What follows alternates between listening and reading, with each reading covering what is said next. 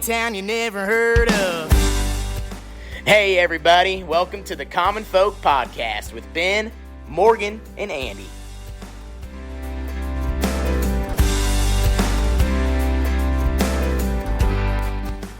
Welcome back to Common Folk. The podcast. We're waiting for you. For the people, by the people? Is that what we're waiting on? That's what it is. All right. That's what it is. Yeah. Seems like you're always saying that. I don't know. It just kind of it ended up being like a natural thing. Okay, so we're on location, guys, and Ben and I are sharing a mic, so we're not making out. Yeah. Yeah. If you see us on camera, it just looks really weird. Couple more mules, couple more okay. cowboy, and the banquet beers over there. So there's a little bit, you can definitely tell, I think if you listen to our podcast, you'll tell there's a little bit different sound here because we are on location. Yes, we are. We decided to travel this weekend. I'm excited. This is our first leg of the road trip, right? Right. Yeah. We've talked about this for a while. We have. We've been trying to get these guys cornered for a while, and then I almost blew it, running a little late. But Jeez. got in. I got in, though, so... I thought we were going to have to arm wrestle. Like, we were wanting to come down to your guys' place, and you guys were wanting to come up here, and it was like, hey, you guys flip a quarter for it or something. still welcome to come out, We need to. Yeah, that'd be good. For sure. So you want to, where are we at? First of all, let's talk about where we're at. We're in the Irish capital of Nebraska. You've always said that. It's the Irish capital. Did you not see the big clover? Yeah.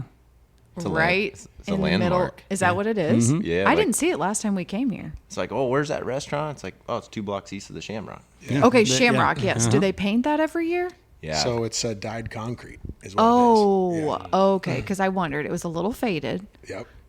but it looked So like they- retro. Like, Yeah. I liked it. It's dyed, and then They do paint it a couple times a year. Okay. Before St. Pat's, we get all the kids out there. And yeah, yeah, everybody yeah. gets Okay. to paint it a little bit. And block then the highway off. yeah.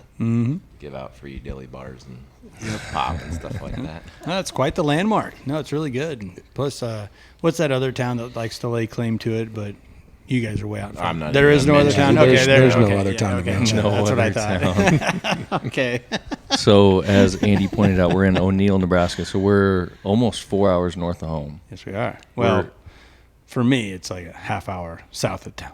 of where you grew up. Yeah, we're getting back to your old stomping ground. We're pretty close to South Dakota, aren't we? Yes, we are. Yeah. Yep. I bet you guys go up to South Dakota a lot to hang out, go up to the lake there. Yep. Go up to Fort Randall. That's 50 miles to the boat ramp, Mike? Yeah, just a short hour drive. Yep. Nice.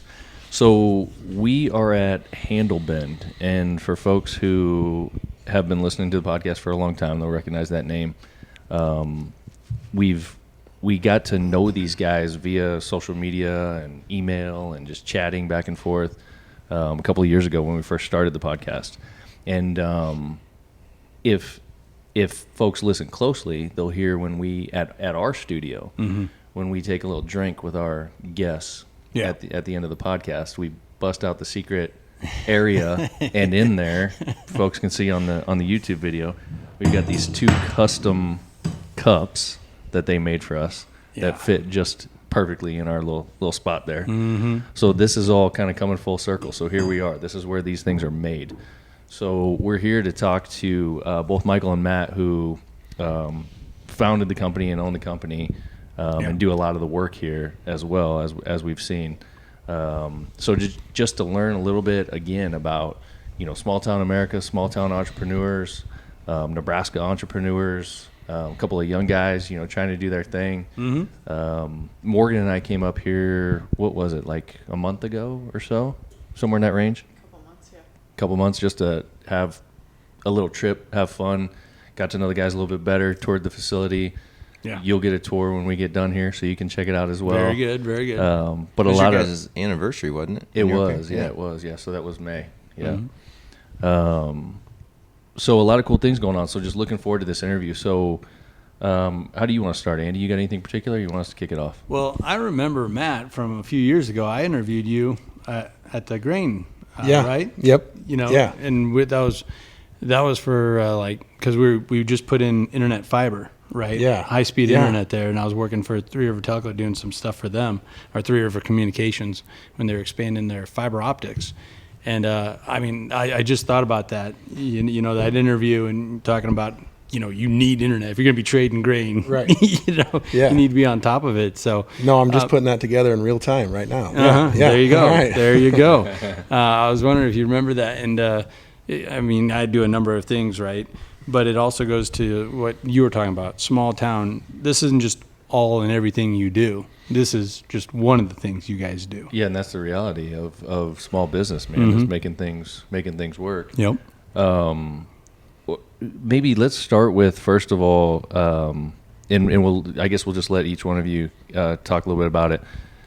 Where did you grow up? Kind of what's that story, and how do you guys know each other? And then eventually kind of getting to the point where this idea started coming together. So who wants to start? I'll kick that one. All right, so we'll start with Matt. Because he's kind of a transplant here. Okay. I've been here All right. longer than he has. All right, there you go. Probably not actually an OG. Yeah. He's from that other town. Yeah. I'm kidding. We're not going to talk about it. That other Irish town? No. No. Oh, no, okay. no. No. I remember when we graduated, on graduation day, there was a special award, and there was I think in our class of 75, there's 13 kids that were in O'Neill Public Schools for 13 years, and I just remember never feeling like such an outsider, not getting that award. Nice. Yeah. So I am. So my family moved here actually for grain merchandising and grain elevators. I am fourth generation in grain merchandising. So my dad bought a couple Holt County elevators in the 90s, and so I moved here when I was in the Page and O'Neill area when I was 5. So, and then continued in that trade through college. I went to Nebraska Wesleyan for a couple years. Thought I was gonna maybe make a go at playing football. Found out pretty quick that my body couldn't hold up to that. So then I transferred to UNL and graduated from UNL. But Michael actually moved into O'Neill. What is it, 5th grade? Yeah, it was the summer between 5th and 6th grade year. Yeah.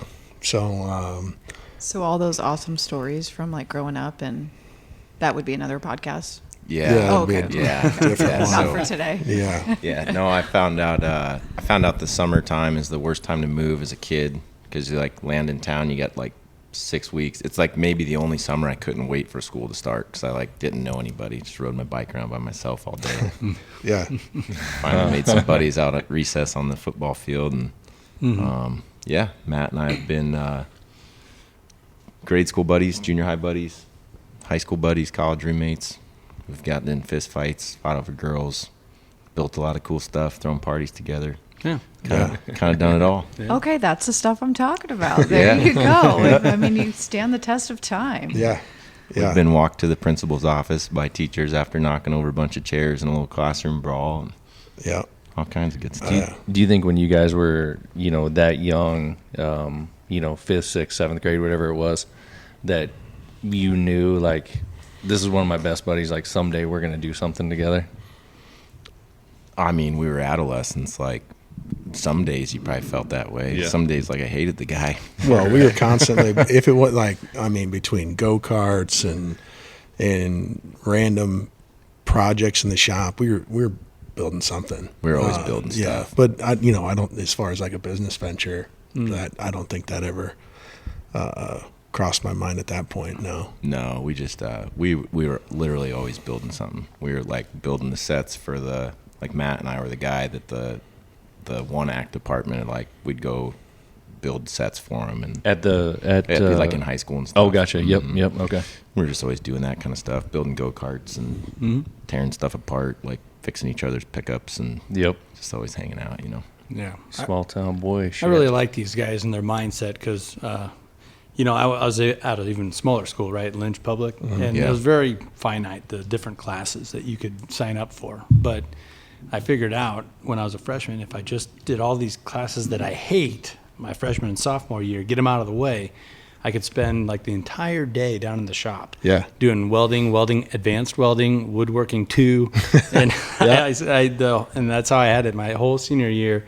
after lunch, I was just down in the shop the whole freaking day. Yep. Yeah, that's And it was pretty good great. senior year. Yeah, well, it really was. I mean, I didn't want to go to college because I was Yeah. having too good of a time. I think we had an early out offering, and then like our senior year, they put in late start as an option too. So if you had all your credits done, and that was the first year they launched late start, but they hadn't. We were like the guinea pigs. So there was like a bunch of us that took late start and early out. Yeah. And then like the year 2, there was a rule made that you could only have one or the other. There's a loophole there that you found. Yeah. You guys beat me. But where does that come from? Like your parents, your dads, or what? I mean, just working with your hands and getting. I mean, if you Yeah. I mean, figure it out, yeah. both our dads are entrepreneurs. So like Yeah. we were fortunate enough to watch those two guys our entire lives build their businesses. So that's not very many people have that. And I think it's imagine- that. Oh, go ahead. I just imagine like what you were saying, watching your parents work, your dad work. When you buy a house, there's always something to do, right? Something needs fixed. Take that times, what would you say, 100 million when you buy an elevator? Yeah. I mean, there's always something broke that needs A repair. lot of duct tape, baling wire. I mean, these things were 1960s elevators, man. Like, Oh, I know. Yeah. They got that one in Lynch running again. oh yeah. Yeah, it's crazy. You see that there's videos on Facebook with that thing. We'll have to check that out.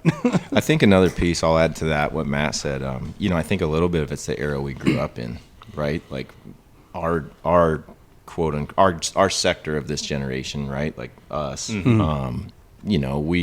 we've grown up with technology, and like back in the day, it was like way before it. Like Game Boy was like iconic when it came out, you know? Right. And so, I mean, like that was back in the day when the baseball field had 20 bicycles laying on the street curb every day of the summer, and like you just had to go make your own fun. And I think we grew up in that era where you just became more inventive. And then I also think that that's just part of like rural America too. Like if you're in the city, there's obviously like the bowling alley or the arcade or those kinds Laser of things. tag, go-karts, Yeah. all that. See, and that's stuff. me. Yeah. That's where I Okay. was. Yeah. Like we've been together since we were in high school, 16, and he's the one that kind of introduced me to rural, that area. I lived in a neighborhood. That's how it was. But Yeah. yes, you guys all align, all four of you. I'm kind of that one. But I kept thinking maybe it's a girl thing, but there's got to be girls that are like you guys too that work with your hands a ton. It's just for I sure. wasn't shown that. Yeah, Honestly, we had like but we did have fun going to Funplex and all the water parks and stuff. But it's nothing compared to what you guys were talking about. It's yeah, just we were different. like robbing the ski rope out of the neighbor's boat, and like figuring out how to tie it to somebody's bike and run around on Yeah, skateboards like- or rollerblades behind them, you know? I think I probably back then was like, oh my God, those hillbillies. Yeah. Oh yeah. You were. Honestly. You were for sure. I totally sure. was. So, God dang, that reminds me of my Ford Tempo, my first car I ever bought. With money from mowing yards, by the time I was a third grader through seventh grade, I made enough money at $20, $40 a pop to buy my That's car. impressive. Yeah. 2-door or 4-door model? Two-door. It was a coupe. Two-door. Yeah. But it hadn't Frugal, run. you're a frugal man. Yeah. No frivolities. It was it hadn't run for a couple of years. So we thought, what would be kind of fun is if we took the hood off of that and used the ski rope and Oh yeah. pulled that behind a four-wheeler. Oh yeah. I can't believe, some of those dudes, they're still around. That's Yeah. amazing. We're still walking, I guess. They made So, it. Still got all the made fingers. it. They made it. I took kids back from college, from California. I'm like, you think you watch this. I just remember I was, going some ungodly speed on this four-wheeler, right? Pulling this kid from California on an upside-down Ford Tempo, a hood, through this pasture. And he's just having the time of his life, just smiling, and the tumbleweeds were just gathering up on him. He just looked like a big old tumbleweed. That's awesome. Ridiculous. I guarantee that guy still remembers that. Oh, crystal hell yeah. clear. Yep. And he's never coming back. No, we one and done. We took care of that, He transferred out. So you guys were saying that you guys went off to college together. Like, was that intentional? Did you guys go like get a dorm, or how did that all come together? No, so I moved out here, like Matt said, between 5th and 6th grade. And then when we graduated, I actually went to a small college, small college, and tried my hand at football, played a couple years of football. Okay. Unlike Matt, so I was kind of blessed to be a quarterback, so I spent my whole career in a red jersey, never getting touched. in practice or whatever. And it just got to a point, I think after sophomore year, after 2 seasons, I kind of was putting the pieces together. I watched Matt go through some disc problems freshman year and stuff. And I'm like, I've played 8 years of football or 7 years of football and like still have my knees and elbows and back and shoulders. Like, and then there was like a girl that was kind of chasing down the Lincoln too. So it's time to hang it out. So yeah. that's the real that's story. the real story. Yeah. So it was like the football thing was like a justification, but Right, no. yes, So yes, junior yes. year of college, we both transferred into the University of Nebraska at Lincoln, and that was when we got the old bachelor pad and lived together the last 2 years. So you guys obviously stayed close when you left high school, because you guys went to a couple of different colleges to Yep. begin with. Yeah. Yeah. Yep. I was running from Fremont down to Lincoln like every Thursday night, hanging out Friday through Sunday with Matt and old buddies and stuff. Nice. So what did you guys study in, or would you end up graduating with, I assume? Yeah.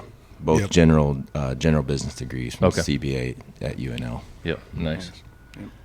So then, so what's next? You get done with school, and then what happens? You've got, excuse me. So you chased this girl to Lincoln. I assume that worked out. Yeah, that's my wife.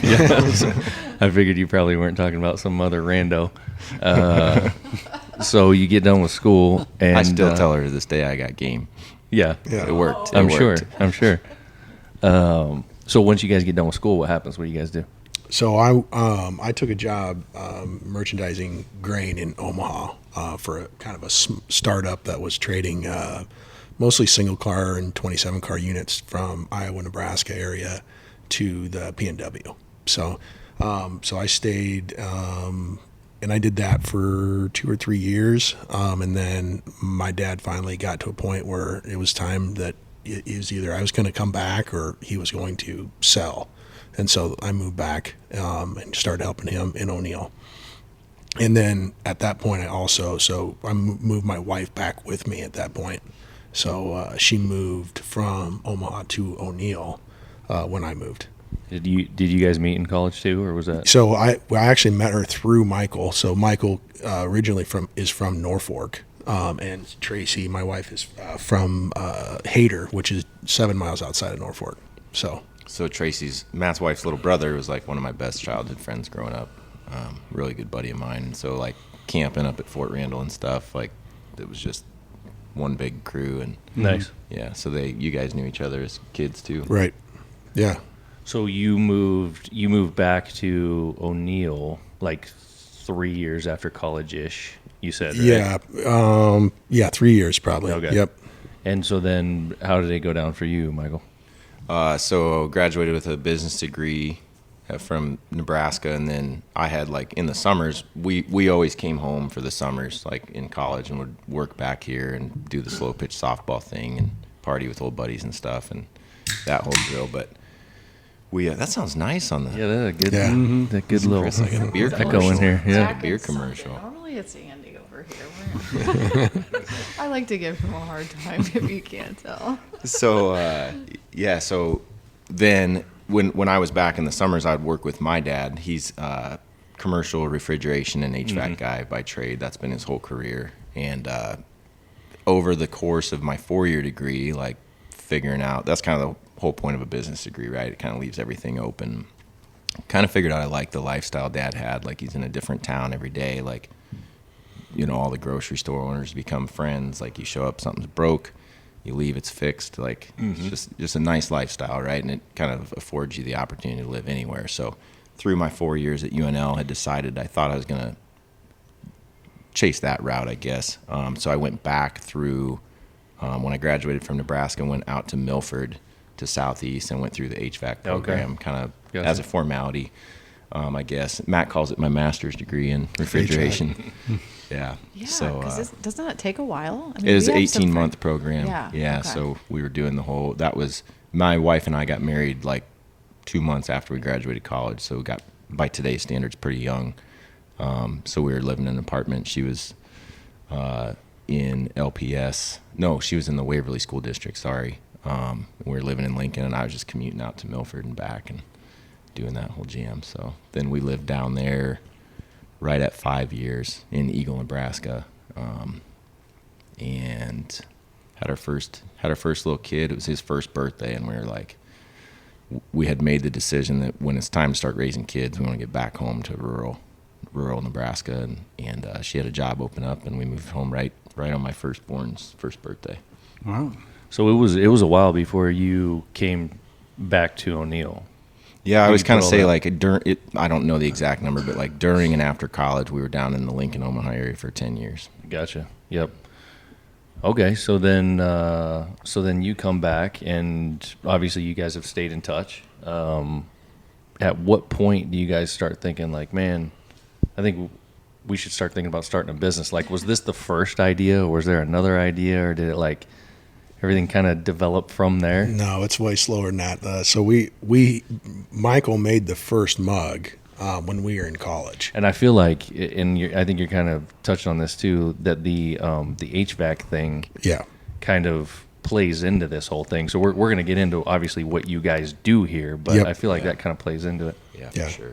Go ahead. Yeah, so when we both ended up in Lincoln, finished out junior, senior year of college, and lived in like a bachelor pad with a few buddies, and Matt and I together, and we were still building stuff, every day after class, sometimes at home during class, weekends. We built these. I don't know where we ever came up with it, but we built these big like carpeted platforms. So we had like a row of 3 couches and then another upper deck row of 3 couches. So like everybody that lived in the house could lay on their own couch for like watching movies and That is amazing. playing video games and stuff. Built beer pong tables, just all that kind of stuff. So anyway, we had this bachelor pad, and this would have been like the mid 2000s, like 2007 ish, probably. And the Moscow Mules, it seemed like they were like, I mean, it's obviously an old cocktail, right? But I feel like it was coming back in pop culture. Like all the bars downtown were Very getting, trendy. Yeah, For a you had few like years. leave your ID Oh, yeah. to get the copper mug and stuff. And so we needed, I mean, rightly so, a set of copper mugs for our pad. And this would have been back before like Amazon, I think, just mostly sold books and stuff. Like eBay was like the online commerce deal. Right. So like cruised eBay to find the best deal possible and spent like $40 a mug on these like chintzy little mugs. Waited all week for them to show up in the mail, and they showed up and they're not even copper. They're like stainless steel, And so we shelled out probably $150 for them in the college days. So we just boxed them up and returned them, refunded them or whatever. And I was back home for a weekend, maybe months later or something that winter, and there's just kind of a never-ending scrap copper pile with my dad and his line of work. Of course, yeah. Just kind of started dinking around on a Saturday and getting a mug knocked out, and it took most of the day Saturday, and then it still had like one little leak. So I came back Sunday and like dinked around with it most of the day Sunday, and What was the drink you put in it? it would hold like a whole bottle of vodka. It was huge. Oh. Yeah, it was massive. It was definitely like a college, Is it like in a college frame bro somewhere? move. It's around. Oh, We've okay. got. I think I got the other 3 up there, which is another piece of the story. But That's awesome. That's the Moscow Mule that the Vikings would have. That's right. Yeah, or like if you're going to be in a bar fight, like that's the one you wanted. Yeah. That's Thor's. Yeah. Yeah. So we had that. I had that mug, and then Matt, we were always doing stuff together, and he wanted mugs, and I'm like, man, this thing was a pain. Like, you got to come home and build your own. So we came home a weekend and built him a set of 4, and then that was kind of the party pad mugs, and that was really it. Like, everybody wanted them, everybody thought they were cool, and we were just kind of like, no, these are ours. Kind of guarded them with our life. They're always trying to walk out the door of the place and everything. I bet. Yeah. Like the Stella's glasses, those would always grow legs too. Oh yeah. So you guys were still in Lincoln at that time when you did that. Yep. So then, it was how many years later was it that you decided we're going to go ahead and found this company and get things rolling? Yeah, so like so then we had to, so I had a set. Michael still had the huge Viking mug. Thor. Yeah. And so then he needed 3 more to complete his set. So then we were back another weekend building those. And then we just kind of toted those around to different places. And then we hit that period where everyone was getting married. All our friends were getting married. And we're in like, After we graduated. 6 different weddings a summer. And so we'd have for our really good friends that both Michael and I were in the weddings for, we would build them. We'd come home for a weekend and build them a set of mugs. And so over that next couple summers, we had sets in Denver, we had sets in Houston, Salt Lake City, Omaha, Lincoln, and that's when we really started getting like feedback, like, hey guys, like, we're hosting with these. Everybody loves them. They want them. Like, I think you could basically name your price and sell these things if you wanted to. So that's so that we got that feedback. And then So that would have been, just for a timeline, we graduated college in 2008. That would have been like 2008 through, say, 12 or 13 or something that we were giving them as gifts. And Gotcha. then, Yep. let's say 2012 or 13 through 2017 is when we officially launched the website. Okay. So basically that, like, 4 years was us being like, no way. Like, we don't need side gigs. Like, Right. Yeah. there's no, like, these things take 4 man hours to build. There's no way we could ever scale it or And charge enough for them. yeah, Or, at that point, are you still just using cast off copper from your dad's business? That's what I was going to ask. And Dad's 100%. we're using equipment. mostly plumbing copper at that time. No, I'm just kidding. There's no refrigeration. Gonna have some returns after this. disclaimer: podcast. wash before use. Yeah. So you didn't have much of an investment yet. No, At that point, it it was was just kind of totally scrap like- and like yeah. his equipment to. Am I saying it 100%. right? Zero. Solder? Yeah, Is that what you mean? it'd be It's technically brazing. brazing, but Brazing, yeah, okay. same concept. Yeah, zero overhead at that point. Yeah, I was still holding the handle with with a pair of pliers, and he was I'm running brazing the them. torch, and then like Yeah. you're on a workbench, so you can't get the backside, and like I'd be running the torch across his arm or Yeah. whatever. It's just it was a pain in the butt. OSHA wasn't welcome at that time. No, it's just top secret They stuff. don't need to know. So when I hear stories like this, it always makes me think of parents. Were your parents, yeah, do it, or like what was their thought on it? Well, not only that, I mean, at that point were you guys both married? Yeah. So 17, we True, would have been, yeah. when Why we then were launched they it. supportive? Once yeah. we launched the business. So once you yeah. started thinking about actually doing something, not only your parents, but were your wives like, No, sure about I think this. everybody probably behind their like facial expressions thought we were totally Thought you idiots. were Yeah, pretty dumb. yeah. Like Yeah. we had This is a good dumb friends. idea. We had good friends say, like, guys, like, yeah, probably a bad idea. You know? Right. A town of 3,000 people. mugs. I do. Can you make me a set? But Right. please don't do this as a Yeah. business. Right. do you think as, in looking back on it and just the mentality that you guys have and as entrepreneurs and stuff like that, when people said that to you, did that make you want to do it more? Or were you just like, oh man, like were you really second guessing things or? But for me, I think we slow played this enough where we had thought this thing through pretty good by the time. I mean, he made the first mug in 2007. 10 years later is when we put the website up. So we had plenty of time to kind of. We had even before we even launched the website, we had spent some time figuring out how we're going to scale this thing a little bit. If we had to actually make some, Yeah. like not a lot, but at least so they didn't take a whole weekend to build 2 mugs. You know what I mean? Yeah. Right. So. Yeah, so that was probably like when we decided and really leaned into it. I'm going to say it was probably 2015 or 16 because we spent more than a year like really leaning into how can we make more than like 2 mugs a day. Putting together that business plan and all that kind of stuff. Just Yeah. Right. really getting your head wrapped around it. Yeah. Yeah, and so at that point, the wives were maybe a little bit apprehensive because we're still working full-time jobs. So these were going to get built either in the evenings or the mornings. So That's exactly what I was thinking. So then it's time away right, from them, and then if you have littles, right. Right. so that's such a hard balance. It was and Yeah. still continues to be. Yeah, Yeah, for sure. Yeah, I would agree. But I think, well, so my next question I need to know, are you, to ask my next question, something I need to know is, are you guys still individually, do you have separate full-time jobs from the Handlebend organization? Yes, yep. Yep. Both of us do. We're still involved with our own businesses and our family businesses Yep. on the side of Handlebend. Yeah. So there's a lot of like entrepreneurship going on there, and the reason I wanted to know that is because sometimes I wonder for my own self. We came back home and started our business, and everything tells you to go ahead and start that side thing. Like kick that off, try to make it work, but don't quit what you're doing. Right. Like keep that alive, because you never know what's going to happen. I did the opposite. Yeah. I was so pissed at my full-time job, but I wasn't an entrepreneur. I was working for somebody. I was under their thumb all the time. Yep. Like I didn't have much flexibility at all, and I just freaking quit and went and started it. And sometimes I wonder, would it have been smarter? Would we be better positioned today if I had did it differently? I don't know if you guys have ever given that any kind of thought.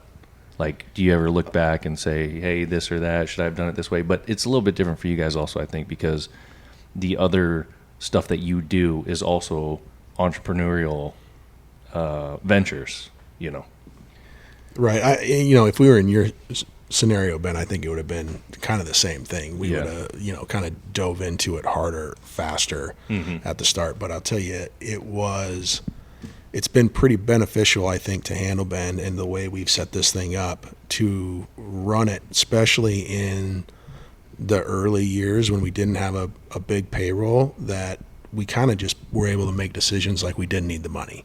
And so right. Yep. that is pretty valuable when you're starting a company.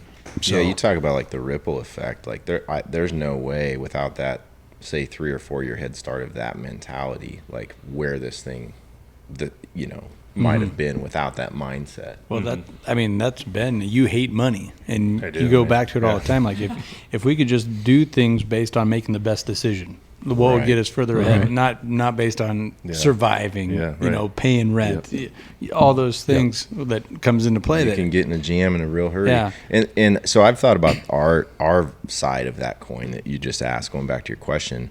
But I suppose like on your side, there's definite advantages to, the way you did it. Like you just throw everything else, like chop everything off and you're going ham over here. Like it's kind of like backing somebody in a corner. Like if you're ready to rock. Yeah, for sure. Yeah. Well, you're ready to rock, and if we would have done that, I think we would have tried to scale faster sooner. Yeah, like, right. Boots on the ground, more of a sales effort. Yep. Would have done things a little bit differently, for sure. Yeah, so I think it kind of points out that there's not necessarily any one specific way to do it. Like it's not like this is definitely the way or this is definitely the way, but you totally could make it work either way. But bottom line is you got to have that mentality. Right. You got to be ready to do some stuff.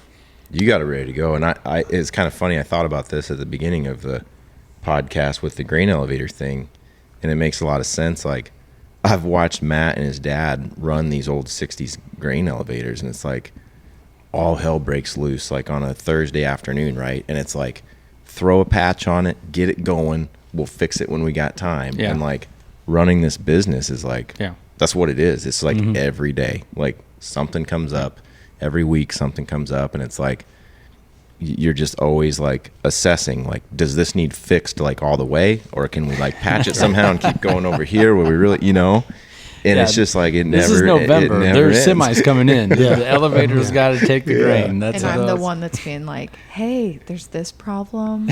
And can you add this to your list? There's this problem. And he's looking at me like, are you It's like kidding get me? in the back of the line. How about you problem solve and not give me all your problems? That's kind of our conversations. Yeah. So, yeah. They're not getting any closer to making out right now. I can tell.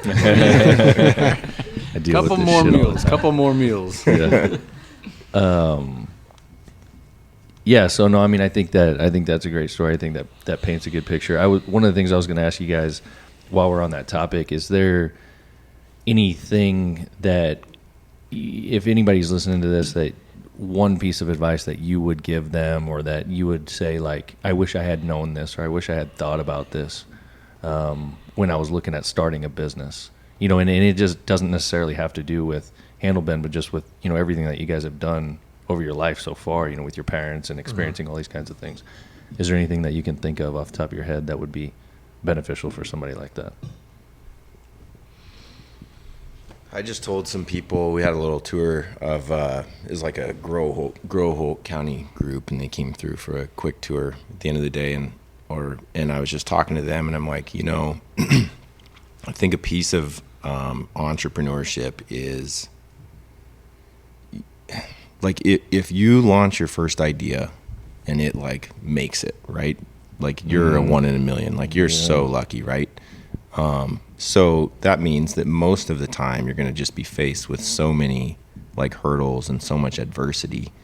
And I think, okay, for something to make it like in the entrepreneurship or small business world, like number one, you have to have a good idea, but like there's no guarantee. Like everybody else obviously thinks their idea is good. So at the beginning, Everyone thinks they have a good so there's idea. that. But then like you obviously think your idea is good. You might be the only one. You probably are the only one that thinks it's a good idea at the inception of your business, right? Or of your venture, because otherwise somebody else would have done it. Yeah, good point. And so you have to like, and this is easy for me to say in the position we're in now, 7 years in, and like we've been running a fairly successful company. But you have to be able to figure out a way to live above like the noise, right? So I think that's pretty important. It's also very hard to sort out like in the moment, and when you are holding stuff together, like trying to make it all stay together at the seams. But I think that's a important priority to put like front of mind when you're working through that real time. So it's kind of like just keeping the faith on what you originally, maybe not necessarily what you originally set out to do, but the idea of what you originally set out to do, to be an entrepreneur, to make things work. And all the noise that you're talking about is just like all the random problems that come up, and the people that say you can't, and the things that show their face where you're like, gosh, dang it, man. Like I could, because I've felt this, like I could just go take a job. I could have that same paycheck every 2 weeks. I could have that number coming in that I know is coming in every 2 weeks. I could get away from all of this, but just staying true to that, what you originally wanted to do. Is that kind of what you're saying? Absolutely. Yeah. Just like kind of just like developing thick skin, I guess, and like problem solving. Like at the end of the day, if you're launching, building, or growing a company, all you're doing is problem solving, like every single day, all day long. Yep. Do you have anything to add to that, Matt? No, just the faster you can wrap your mind around that, and being persistent in that, the better you're going to be as far as your mindset, because that is what it is. And the noise Michael's talking about, we battle with it quite a bit. We talk about it almost weekly. Like we could get 50 W's in a week, but man, those L's are so loud during the week. I mean, they're just glaring, and they glare through our team too. Right. So you got to stay above that noise. It's absolutely key. And what is an example of an L? Just like maybe a product coming back, someone did something wrong, or like big. I mean, it's big and small you're talking about? No, big and small. Okay. Yeah. I mean, nothing. Yeah, I mean, you got when you're running a business like we have up front, which is a coffee shop and a tap room, you're directly serving the people you're seeing in the grocery store. Like it's a little bit harder. People you grew up with. Right. So you could run into somebody at the grocery store and be like, "Oh, your employee didn't give me a smile today." Oh yeah, or screwed up my drink, or my burrito, or even something as simple as that. Sheila said it was a double shot. I know it wasn't a double shot. Okay, yes. But those I'm just things trying to are, give like just an like Matt example said, for like, people to Yeah. But like if those things are, at a ratio of 1 to 99, like the 1 is the one you sit there and think about. Right? It is. You can like lose a lot of confidence or whatever over those kind of things. What do you guys think about? Morgan and I were actually talking about this on the way up here, because we had almost a 4-hour drive, and we're talking about our business and the things that we're running into. What do you think about the idea that like you don't really know who a company is, or the company that you're dealing with, and you talk about this, like your people in town, who experience you guys, at the retail level out there, you don't really know who these people are and if they're really good until you have a problem with them. Yeah. I mean, you'll learn a lot about something. I mean, I've said this for a long time. You can even on the farmer side and the grain merchandising, like you can nail it out of the park 100 times in a row. But the second you make a mistake or they think you made a mistake, they might be gone for a year, 5 years, before they're knocking at the door again. You know, and part of what I mean by that is like you make that mistake and you have that issue, and then how you handle that.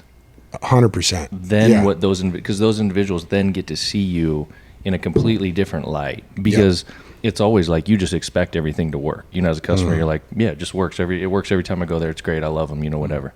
But then when something really goes wrong, how those folks handle it, that's when you secure kind of those customers for life. Oh, You know yeah. what I mean? And I think that goes to say, like, if you screw up or even if something's out of your control, like, it literally doesn't matter what it costs. You just like get after it and fix it. Like go over the top, you know, because And it's admit it, it's right? high Like, stakes, yeah, 100%. yeah. It's high stakes. And even if you do that, just depending on the personnel you're dealing with, like you still might not recover, but like you have to get after it right now. Right. Yeah. So I got a degree similar to you guys in business management and doubled down and got a marketing degree with it. And there's a couple of really cool stories in my like 300 and 400 level classes where I think it was a Mercedes broke down on a high roller, and it was between Las Vegas and LA, and Mercedes knew who this guy was. And they flew a helicopter out there, picked him up, dropped him off where he was supposed to be, and there was his Mercedes fixed. And he's like, no, that's a fix. That's a new car. That's not mine. Like, no, we just fixed it up. You're good to go. And like he knew what the game was, but Mercedes knew how valuable that was. And just think about that story. That happened in the 80s. And here I am telling that story, Right. you know, that many years later. That's big time. So yeah, the cost of that helicopter ride, picking him up and just saying, hell with it, that's a lemon, get him a new one. Not only did he come back and buy who knows how many more Mercedes-Benz, you know, individually, but here I am, you know, telling the story. And I guarantee you that guy, like if he's still around, is like having a gin and tonic, like still telling his buddies 40 years later about that story. Yeah, guaranteed. Thank God my Mercedes-Benz broke down. I got a helicopter ride and a brand new one waiting for me when I got there. Yeah. That's what a lot of people don't realize about entrepreneurship and running a business, and especially a small business, is the amount of cost that gets involved in having to take care of those kinds of things. And you got to, like you said, you got to do it. The one of the other questions I was going to ask you guys, and you kind of brought it up, Michael, when you were talking about you know, some of the advice, was how many times since you guys originally made the decision that this is what you're going to do with the company, have you had to pivot in one way or another from what your original vision was? Yeah, I don't think we've had to really pivot hard from the original vision. Would you say, Mike? You know, we, especially with the undertaking of this building, we've added a lot of levels to Handlebend. But as far as pivoting from the original goal of Handlebend, which was, you know, make a product that brings people together, maybe make a product that gets people to put their phone down, and we haven't really had to pivot from that. You guys have been able to stick with that, but some of the stuff that I've seen, you know, in just kind of getting to know you, and I guess what I mean by that, if I were to rephrase it, is like other opportunities present themselves, and then you look at this and you go, okay, we weren't originally planning on doing this, but this seems like this could be a smart move. Let's figure out how we make this work. Does this add to the brand? Does this add to the offering? That kind of thing. Does that make sense? Yeah, I always got kind of a one-liner that I'll give on like when somebody wants to tour the building and stuff, and it's like we've probably 3 times now torn out sheetrock and remodeled, and like the mud's not even dried from the first time yet. You know, that kind of thing. Yeah. Well, then for me, that's the fun part. Like, you know, dreaming it up, building it. That's the fun part. The hard part is running it and cash flowing it. It's boring. Right? Yeah. That's so boring. So when you started, though, it's cups, just cups. But then you added, okay, now we're going to sell liquor. And then you said something about coffee. So you are adding things. Do you want to continue to do this? Or are you guys going to try to pull back and go back to your core? It'd be awesome to quit having we need to quit having those for bad now. ideas that we just like beat to submission to be good ideas. Well, you know, every small town, especially in like rural Nebraska, you know, and I'll lump O'Neill in that, Main streets are dying. The small businesses are dying. And I was so happy when I heard you guys bought this building. It has character. It's been here forever, right? Kind of a landmark. Without people like you buying these buildings, they're just going to go away, right? And did that kind of go into you guys' process or your thought process, like, hey, let's do something for downtown O'Neill, and it'll also play in with Handlebend, like if you gear it right, perfectly. Right. Yeah. We actually we were kind of running out of space, so we took over Michael's dad's HVAC shop, and what we took over was the heated portion. So we started like kicking him out of his own shop. That was back in the zero overhead days. It was pretty so nice. he wasn't even charging us rent, and we were kicking him out of his shop. Wow. So that's when we started kind of kicking the rocks on like what we could buy in O'Neill, and we actually bought a rundown building on a block south of the Shamrock, and tore that down first is what we did, and then in the time that it took us to do that, we had started talks with the Shellhammer family on this building. Yeah, and so that took 18 months almost to convince the Shellhammer family to sell us the building. And what was in here before? So it was in the 50s. It was a grocery store. And it had a creamery and a hatchery and a butcher shop and a cafe. And then it turned into an implement dealer sometime mid-60s, I think. It might have been later than that. I'm thinking it was because the grocery store was there a few decades, I think. And this building was built basically through the middle of the 40s. Like I think it was finished up officially in 48.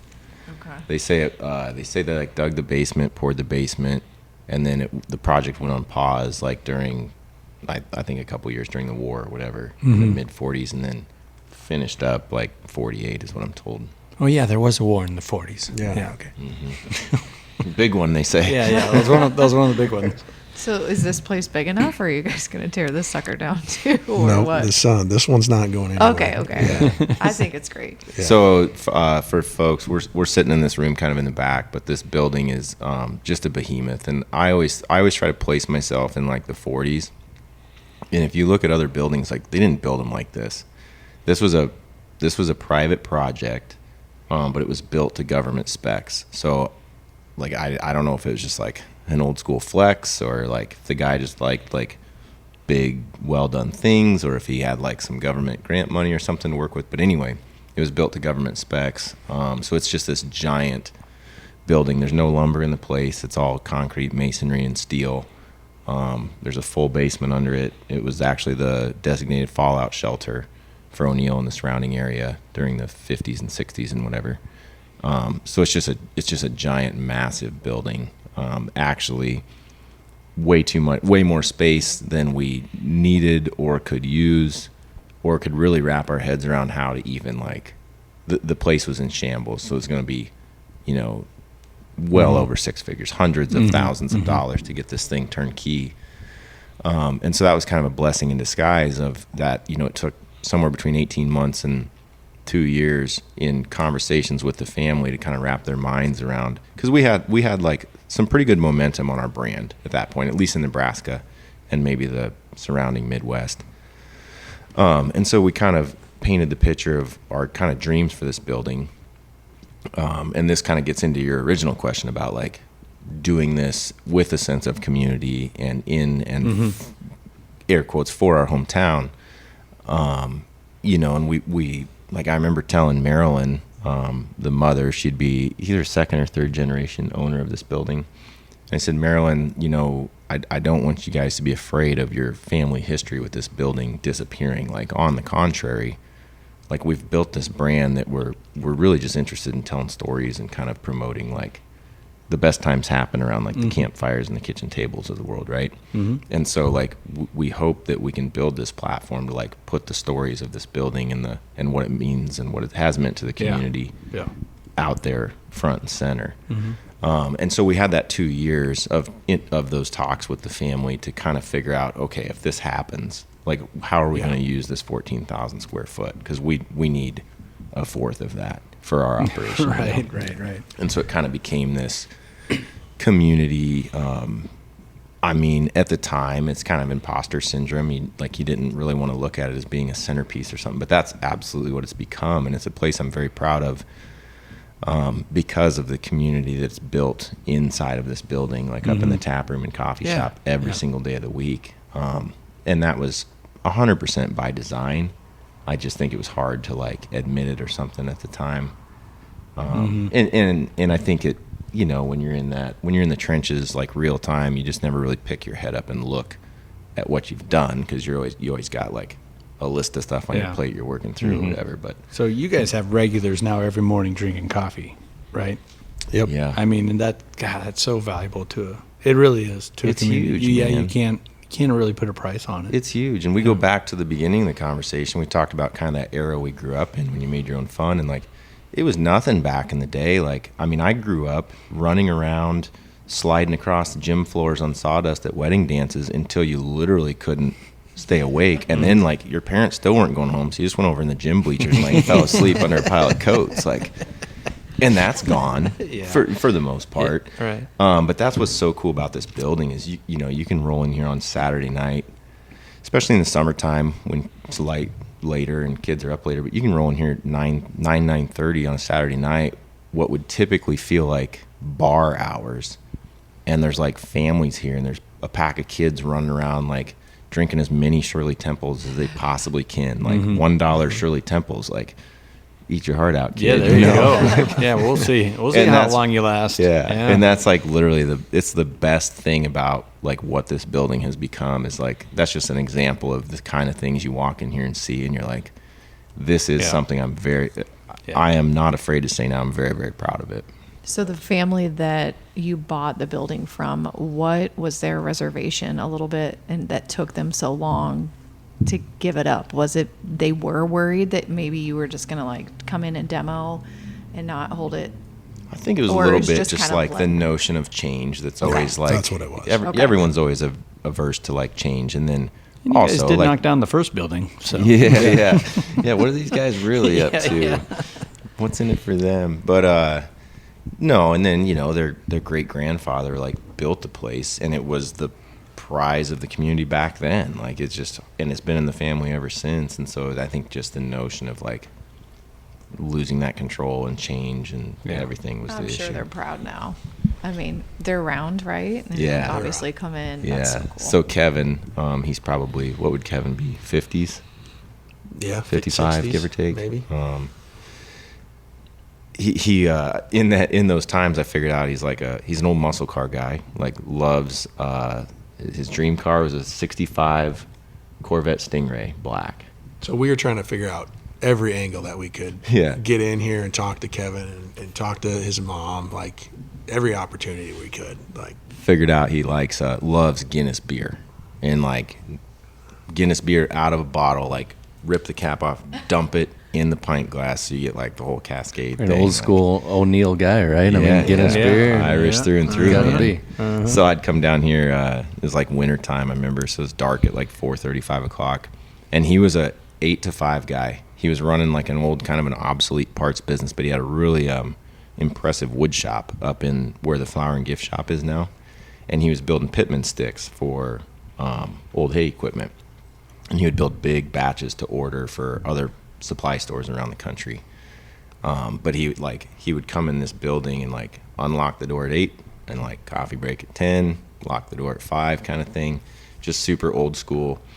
So I'd show up at like 4:45 when it was getting dark out with like a 6-pack of Guinness, and we'd drag over like a couple milk crates and make like flip a trash can over and put a piece of plywood on top of it, and That's awesome. watch traffic go by and just shoot the shit, you know. There's got to be like handprints or signatures or something somewhere in concrete around here, right? For like, There's a lot of from little them stuff and like that old family? like old newspaper Okay. stuff, a That's lot awesome. of old grocery store like remnants, like Yeah. you know, like an old sale ad, and bread's like 12 cents or something. It's like, oh man, I wonder if this coupon still works. Right. Yeah, that'd be awesome.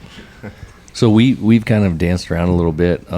What we've talked about the facility. We talked about you guys coming up, you know, all the kinds of things. What is it that you actually do here? I don't think we've actually talked about that. So what happens in this facility? What happens with your I organization? mean, that's okay. I mean, the mugs are the mugs are the mugs, but it's kind of the story of what we're doing that's Yeah. really taking this thing, you Yep. know, to where it's at today. Yep. So And that was going to be my next point. So it's the story. But that being said, in order for that story to resonate, the product has to be spot on. The product has to be quality. People have to love that. And you told that story earlier about how you ordered those ones on eBay or whatever, and it's just a bunch of trash, and you were disappointed. It was too much money and whatever. I've never talked to a single person who has picked one of these things up and not thought they were just the coolest thing they've ever picked up. So you have that quality in that product. And to play off of that, what my next question was going to be is, how much of your business do you think, and this is another thing for people, you know, looking at entrepreneurship and running a business, how much of your business do you think is marketing? Like we've gotten some pretty expensive educations in marketing over 8 years as a company. Is what we've found is there will never be anything that sells a copper mug like just what you did. Like you have a buddy over and he picks it up.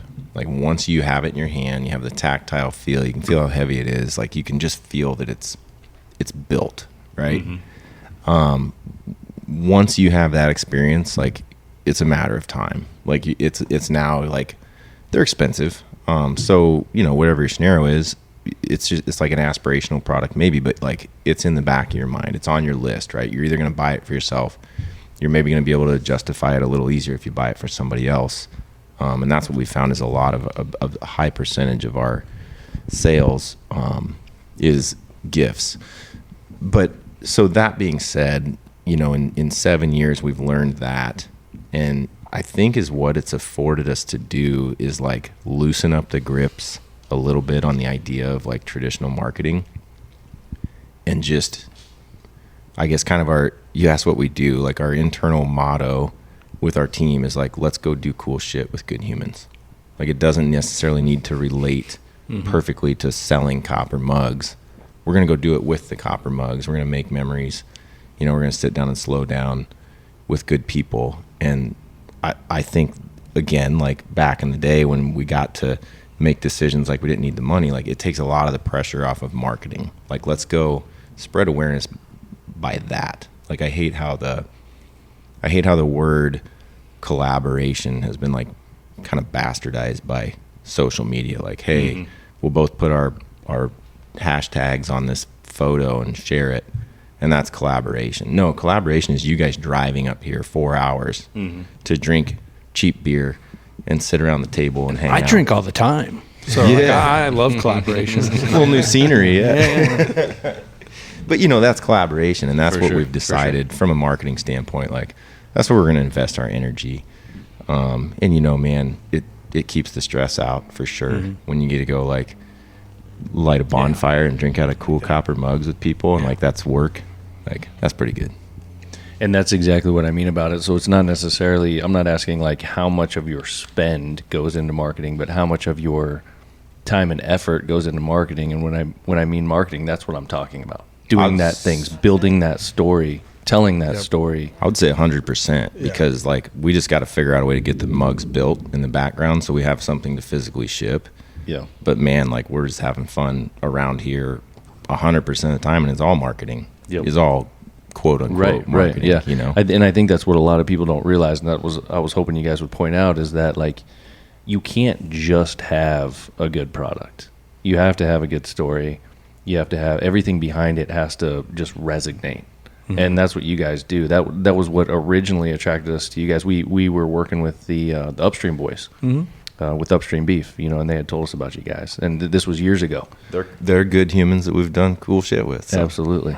So we got on there and started checking it out, see what you guys were doing, and seeing all of the marketing, you know, in air quotes, that gets put out, and saw the lifestyle and saw what it was all about. And we were like, we totally relate to these dudes. Yeah, we definitely need to work with them. Like, that looks fun, you know? I said they're from O'Neill. You might not want to trust them, but they moved ahead. We're across that Boyd County line now. Coming from a Boyd County guy. Yeah. Those Northerners. So wait, you guys didn't like each other? No, I Like No, you're- no. Oh. There was none of that. But Oh, okay. not at okay. all. I mean, You know how it's like kind of riff. What you're only Yeah. 30 No, we minutes were out, in but- different classes and sports and stuff. So Oh, actually, you were. there's a big batch of Lynch guys that we hung out with a lot, like junior, senior year, yeah. once we all had driver's licenses. Okay. Yeah, back These in high boys school. are younger than us, Andy, so Well, you probably wouldn't no, know and- them. Andy even had a hard time calling O'Neill a small town there a second ago. If you guys didn't, Right. if you Yeah. missed that, like, Yeah, that's true. Yeah, because O'Neill is kind of it bats up a class because O'Neill is the big town to Stewart to Lynch to all these little small towns around. Nowhere else has. Would you say the closest McDonald's for so many towns is 45 minutes away, and that's O'Neill. You know, We got like 4 gas stations and a stoplight. yeah. very Big time. It is big. You don't know. Wait, how many stoplights do you have in Lynch? We have one blinking one, and it's on the Okay, all highway. right. There you go. Just telling people think about stopping. Yeah. If you guys have any other questions, feel free to ask. The only other thing I had down is I wanted to ask you guys, what do you think in your life has given you like this mentality? And I'm just going to call it like this kind of old school cool mentality, this kitchen table mentality. You mentioned it earlier, Michael, about like we just want to do cool stuff with cool people, and it's sitting around the kitchen table, it's sitting around the fire. Like where did that come from for you guys? Matt, this is like my wheelhouse. I I love know, this like, stuff. I know, You just shut me up Yep. if you need to. I remember as a kid, like spending like fake going to bed, right? Mom and dad were always hanging out with my aunts and uncles or friends, neighborhood friends and stuff. And like you'd fake the whole go to bed thing and then like sneak down the stairs and hide around the corner from the kitchen table. And you'd just sit there like in your little footy pajamas and just listen to them like they're just laughing the whole time, Yeah, right? yeah, They're yeah. telling all the old funny stories, and then like that becomes like let's just say that night, 5 years later, is what they're sitting around laughing about, telling stories about. So it's just like it's where the magic happens, kind of the kitchen table, Yeah. And I think just maybe again like a throwback to the era we grew up in, like I think we were the lucky ones because we got that lifestyle, and we didn't have iPads, and we didn't have Yeah. we didn't have 14 sports practices a week, and we Yeah. had time to kind of there was no unplugging because we were never plugged in, right? And I just think that's always, as I've went through like the college years and lived down in the city, and you get a little older and your priorities kind of change and you do a lot more reflecting, and I think that's the thing that has always stuck out to me, like that. I think everybody always looks back at the past with nostalgia, but Yeah. I think in this case that's a positive thing to do. Well, growing up the way we did and how we did it in rural America, like I don't think I realized it at all until probably I got to college and was just across the dorm from guys from Kansas City and Omaha, and they're just absolutely mind boggled by some of the stuff we were doing growing up. Like I remember thinking like I wasn't that mind boggled by what their stories were Sure. per se. Yeah. So I'm like, well then, I think we did have something special. Must be something special, Yeah. Well, back to your carhood story, like that was just a Tuesday, man. Yeah, Like, yeah, it's not a big deal. Yeah. Yeah, and coming from me who didn't really see that, and then dating a guy was like, holy cow. Okay, I missed a Go lot. sledding but on a car hood pulled by a four-wheeler. should we ask yeah, you about can. this as he's jumping a dirt bike? 3 cars are lined up, and builds a ramp. It's like, oh my god, just like Did odd. you guys have Dana Day as your shop teacher? Yeah, Actually, we saved his life. we did. What? Matt Dennis and Michael Stepp literally saved Dana Day's life. So he probably. was our shop teacher, and he's teaching this was a welding class. Oh, okay. And There I think go. we had just got through the whole safety protocol.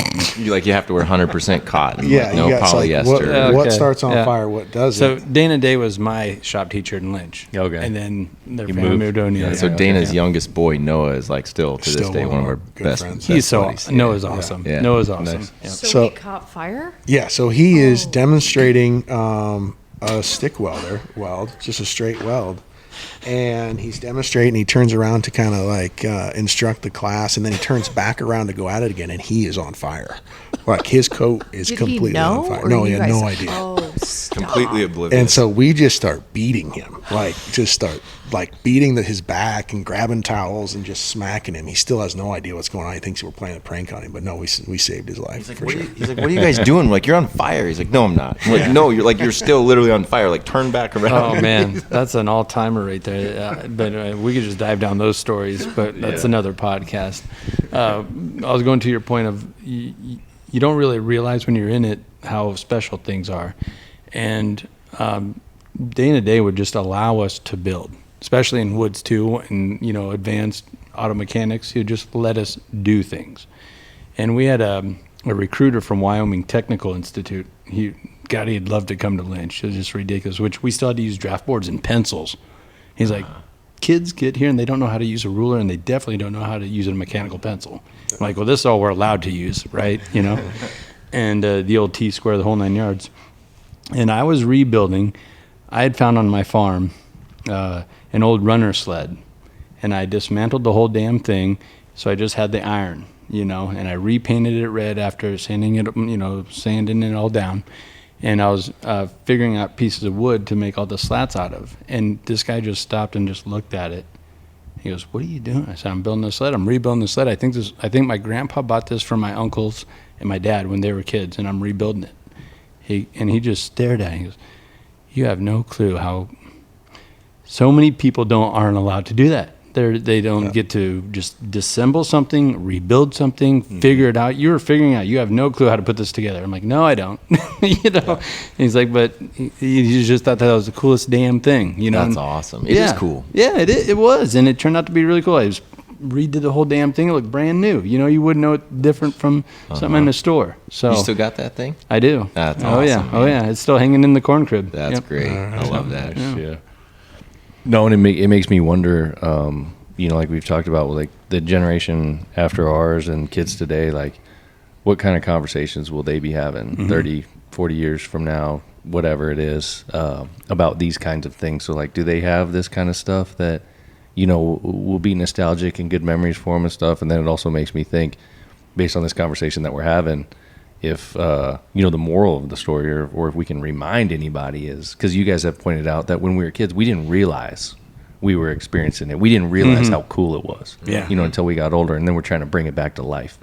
Like just live it up right now. Just understand whatever it is that you got going on, just live it up and enjoy it, because it's going to be someday you're going to wish I was just trying to get a B- and rebuild a sled. That's all I was trying to do. It's just like you had to pick a project. Yeah, exactly. Yeah.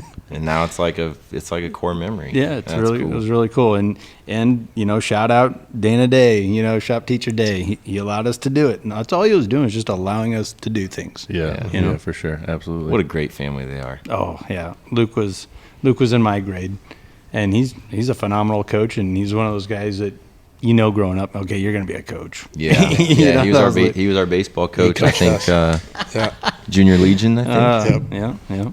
Small world, right? It is. What is there anything that when you guys were thinking about us coming down here and having this conversation? Is there anything that you hoped we were going to ask that we haven't, or anything that you guys would like to talk about at all? Market. You guys want to do some marketing here? Oh, no, I don't think so. I've doing listened. it. We're drinking beer with our friends. This is what it's all about.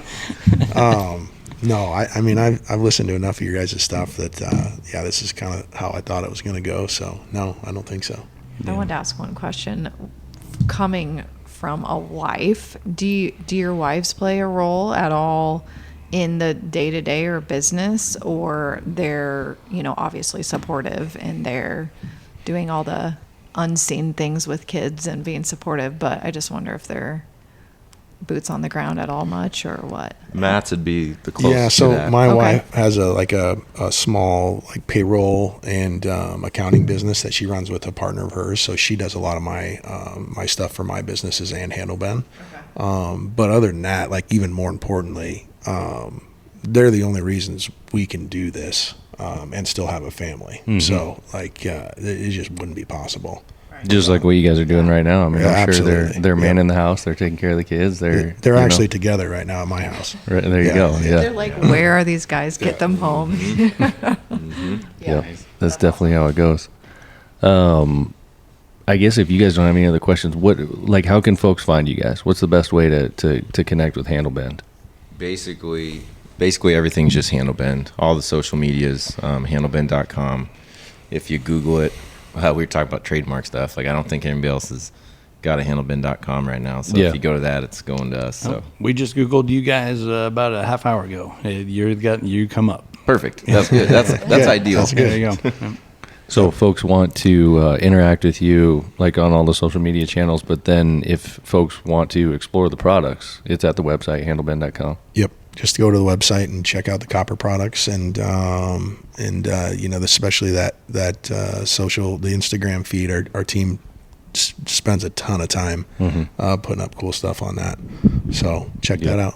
Absolutely. I'll even go a little further than that, like kind of going back old school, like get off the interstate, hop on Highway 20, and There you go. road trip Just to come O'Neill. here. Yes, sir. Yeah. Have a All Moscow right. mule. Yes. It's Some worth fun. It's worth the visit. If you're anywhere close, it's worth it for sure. And I'm sure if you guys are around, you'd be happy to give people a tour and show them how it all comes together. 100%. Yeah. Probably, especially in the summer, I think people are just out and about more, and I'll bet 3 times a week average, like just an impromptu tour. If I'm like walking through the building, like somebody from out of state or out of town's like asking questions, I'm like, just come in the back. Check Most of this the out. time you can see if they want the tour because they're already snooping around, trying to find the copper shop. taking So, pictures yeah. of stuff. They're curious about all the cool shit that's going on. Yeah. Like the big ass boiler in the front room that you guys repurposed to like a piece out there that came out of the basement of this place, right? I mean, like there's so many cool aspects and the old signs and all the stuff. So Yeah. So we got to stop, and Andy's got to take the tour now. Yeah, I need the tour. yep. And I need another banquet. So Okay. Oh, I thought you were going to say it's bathroom. about that time. Banquet bathroom. but we appreciate you guys, man. This has been fun. I can tell folks go on the website, check it out, handlebend.com. You're not going to be disappointed. That's a guarantee. And then you've got a product that you can relate to and you can be proud of with what these boys are doing and their families are doing. No doubt. So yeah, check that out. Anything else? I don't You think guys so. got anything else you want to say? Just because we're on our home court, you brought those coppers up here. We just well use them, right? We 100% right, there should. we We go. 100% should. Yeah, we got- love it, man. We got some tin cup. Actually, we talking about doing cool stuff. We've got maybe an opportunity. I don't know what we're gonna do yet, but we've been kind of like visiting with tin cup whiskey out of Oh, Colorado. cool. So Yeah. we're hoping to do Okay. something like pretty cool and big, like maybe in the next 6 or 8 months out there. That Nice. might be like next level for us, like doing There you go. fun stuff. So And if we can, if folks should stay tuned because you guys might have a little something coming along in the spirit world before long here, right? yeah, what maybe first quarter, hopefully of Hopefully, it's 2025. first quarter we'll have product Bringing some of your own spirits to market. coming out of the still we built in our shop. I've seen it, man. All And again, right. I'm sure folks can go online and see like some photos of some of these kinds of things, right? We'll I- be getting those out. I don't think probably. I don't think you can. Not Not that one? but Not they'll yet? be coming You just soon. leaked it. No, that's all right. No, it's totally good. We'll edit this out. No, it's all right. Seriously. It fits right. It dovetails into a conversation we had earlier about you like adding stuff, and like, Yeah. I think the quote literally like 18 to 24 months ago was, "Well, how hard could it be to build a copper still?" And we've spent about 18 months figuring out it like is really hard, Super difficult. but we're gonna get her done. You It look is. at the guys on the reality TV show, like if they can build that in the backwoods. Backwoods of Kentucky. 100%. Yeah. Yeah. No, It's a real deal. I've seen it. You're going to see it pretty soon. Let's do it. All right, boys. We appreciate it, man. It's fun. Appreciate you guys having us up. Thank you guys. Seriously. Thank Yeah. you guys. It means a lot for you to Michael. take time to come up here. Absolutely. Anything else? I'll do it. All right, let's close it out. Peace. Later.